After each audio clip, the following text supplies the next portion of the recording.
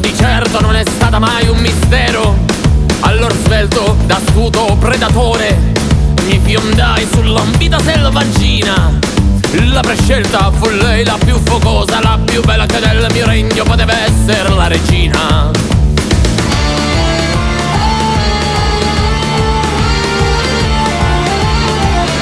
Dopo giorni di profonda passione, lei mi disse che il giorno era arrivato. Incuriosito le chiesi spiegazioni, ma il piano era già stato architettato. Mi condusse alla casa dei suoi cari e la faccenda era già più di un indizio. Dopo aver fatto le dovute conoscenze mi obbligarono alla promessa dell'eterno sposalizio.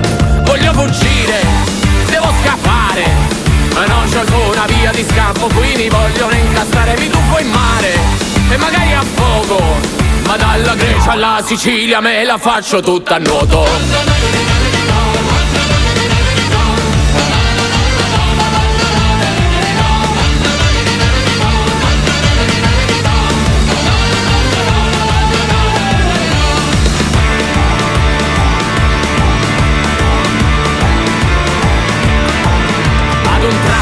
In men che non si dica, mi ritrovai davanti ad un altare. Lei felice e di bianco vestita, io di nero come se fossi a un funerale. Il nemico mi aveva circondato, qui davanti il prete mi additava. Tutti intorno gli sguardi minacciosi dei parenti e di suo padre che da dietro mi fissava.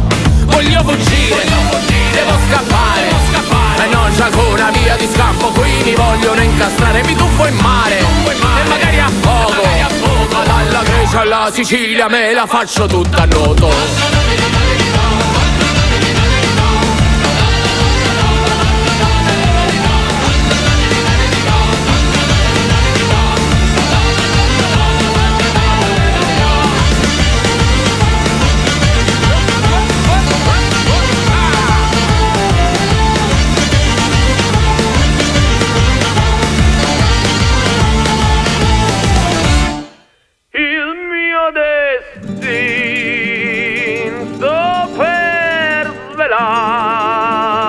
Incastrar me nessun potrà.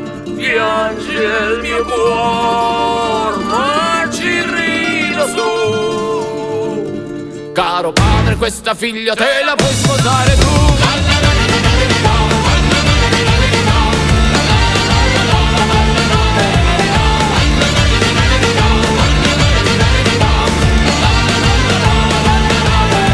Voglio fuggire, devo scappare, e non c'è alcuna via di scampo per chi nega sull'altare a casa mia.